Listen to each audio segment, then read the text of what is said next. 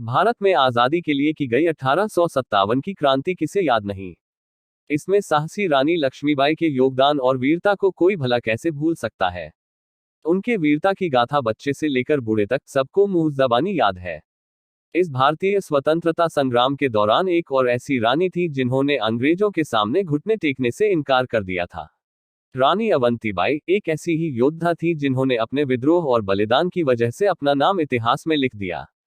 अवंतीबाई का जन्म 16 अगस्त 1831 को एक जमींदार परिवार में हुआ था। कम उम्र से ही वह अपना जीवन स्वतंत्रता के साथ जीती रही थी। लिहाजा वह जल्द ही अपने बचपन के वर्षों में बेहद स्वतंत्र और अच्छी तरह से विभिन्न क्षेत्रों में प्रशिक्षित हुई। उन्होंने अपना प्रशिक्षण न सिर्फ तीरंदाजी, घुड़सवारी और तलवार चलाने में लिया था, बल्कि वह सैन्य रणनीति से लेकर राज्य मामलों में भी माहिर थी। वो हर तरह से एक सक्षम महिला थी। यही वजह थी कि वह दूर दूर तक अपने हुनर के लिए मशहूर थी।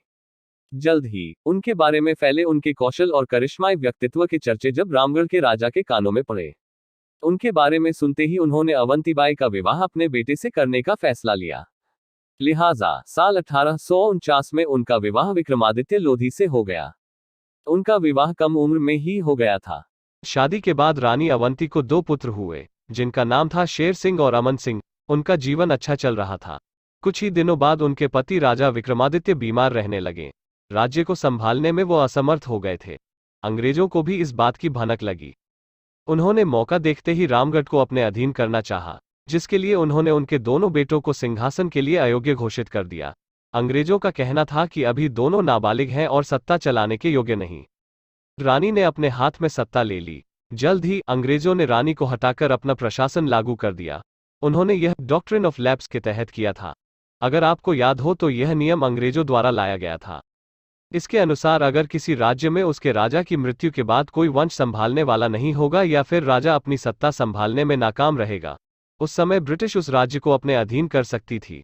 नियम ने कंपनी को किसी भी रियासत में प्रशासन स्थापित करने की इजाजत दी। इसी के साथ 13 सितंबर 1851 को रामगढ़ में ब्रिटिश स्वीकृत प्रशासक शेख मोहम्मद के साथ वार्ड ऑफ कोर्ट स्थापित किया। अंग्रेजों का यह फैसला उन्हें रास नहीं आया।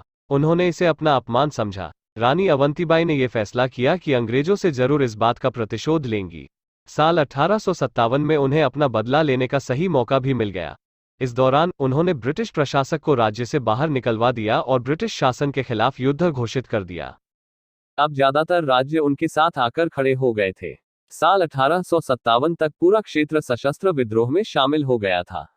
अब इस मोर्चे का नेतृत्व कर रही थी स्वयं रानी अवंतीबाई। उन्होंने युद्ध में लड़ने के लिए 4000 लोगों की एक सेना बनाई। इसी के साथ वह ब्रिटिश राज के खिलाफ हमला बोलने के लिए तैयार थी। उनकी पहली लड़ाई मंडला के पास खेरी गांव में हुई। जब यह विद्रोह हुआ था तब अंग्रेजों ने सोचा कि इसे कुचलना बहुत आसान होगा। ये उनका बहुत बड़ा भ्रम था। अवंतीबाई की कुशल युद्ध रणनीति की बदौलत वह इस लड़ाई में पराजित हो गए थे। अपनी हार की वजह से अंग्रेजों को पीछे हटना पड़ा। लिहाजा दिसंबर 1857 से फरवरी 1858 तक मंडला क्षेत्र को रानी अवंतीबाई ने अपने नियंत्रण में रखा। अंग्रेजों को इस बात का अंदाजा हो चुका था कि रानी से टक्कर लेना कोई मामूली बात नहीं। इस बार उन्होंने क्रूर बल के साथ हमला करने का फैसला लिया। इस बार कई गुना अधिक तैयारी के साथ उन्होंने रामगढ़ पर हमला किया। उन्होंने इस क्षेत्र में आग लगा दी और क्रूरता से लोगों को मारना शुरू कर दिया। इस हमले से सुरक्षा पाने के लिए रानी अवंतीबाई के पास देवीरगढ़ के पहाड़ी जंगलों में जाने के अलावा कोई विकल्प नहीं बचा। रानी भी इतनी जल्दी हार मानने वालों में से नहीं थी। उन्होंने जंगलों में रहते हुए अपनी युद्ध रणनीति के तहत गुरिल्ला युद्ध तकनीकों का भी उपयोग किया। इस तकनीक की मदद से उन्होंने जनरल वेडिंगटन के शिविर में घुसपैठ की और उनकी सेना के बीच कोहराम मचा दिया। लेकिन उनकी देशभक्ति और युद्ध की भावनाएं ही युद्ध जीतने के लिए काफी नहीं थी। इस बार अंग्रेजों की बर्बर मशीन और हथियार रानी की सेना पर भारी पड़ गए। उन्हें ब्रिटिश आर्मी ने चारों तरफ से घेर लिया था। जब रानी ने खुद को हार के निकट पाया तब उन्होंने अंग्रेजों के हाथों मरना अस्वीकार कर दिया। लिहाजा उन्होंने अपनी तलवार निकाली और खुद ही उससे अपनी जान ले ली। जान लेते समय उनके आखिरी शब्द कुछ इस प्रकार थे, हमारी दुर्गावती ने जीते जी वैरी के हाथ से अंग न छुए जाने का प्रण लिया था। इसे न भूलना। दोस्तों, वीडियो पसंद आए तो लाइक करें और चैनल सब्सक्राइब करें। धन्यवाद।